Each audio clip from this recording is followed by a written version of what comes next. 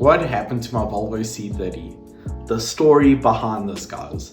Like, everything just started piling up at once, and it was just a mess.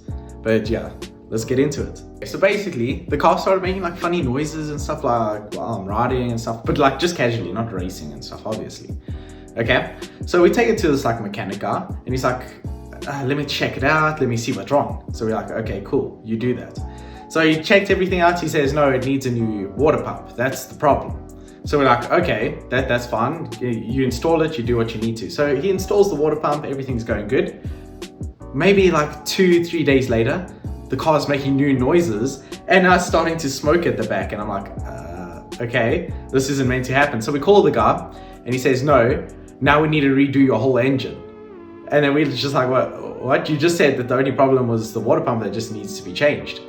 So we're like, okay, let's maybe go somewhere else and like get another quote and see what they're gonna say. So then we take it to another Volvo guy, okay? And he's like, let me also test your car, see what's wrong with it. And we told him what this other guy said, which we shouldn't have done, okay? So then he's like, yes, yeah, your engine does need to be changed, but it's only the rings. Only the rings need to be changed. So we're like, okay, that's fine.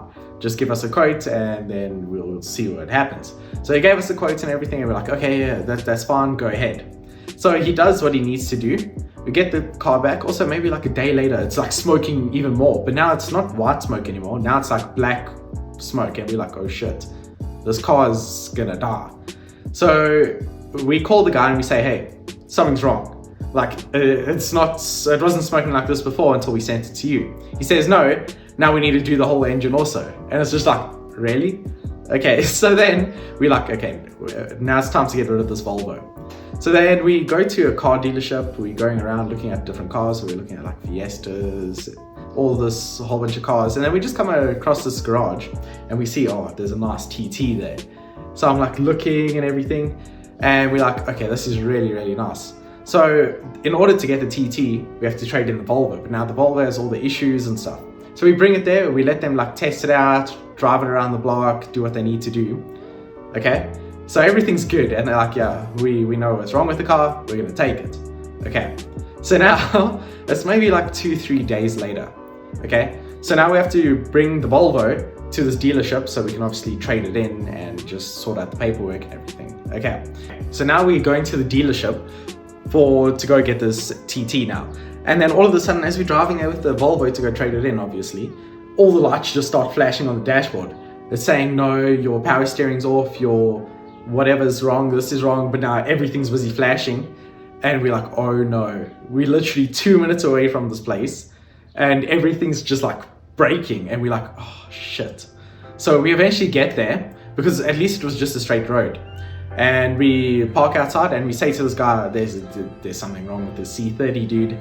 Like, it's not gonna make it. And he's like, no, don't worry, just pull it in. So we're like, okay. So we start it up and it doesn't want to start up. And we're like, oh no. So we tell the guy, okay, it doesn't want to start up, it's giving all these problems and stuff. And then he's like, no, don't worry, we have mechanics, we'll fix it, we'll do what we need to this Volvo. So we're like, okay. So he brings a battery pack, he puts it on, we start the car, and we go in. And then he's like, don't worry, the deal has been made, you can take the TT, do whatever you need to do, just sign the paperwork. And we're like, but what about all the problems? And he's like, no. So we were just like, okay. So then that's how I ended up with the Audi TT. But the people there at this like car dealership that we went to get the TT, they're super friendly, really nice. And if there was like something wrong, like with the TT, it was just one indicator light that wasn't working. So we called them, we said, hey, it's not working.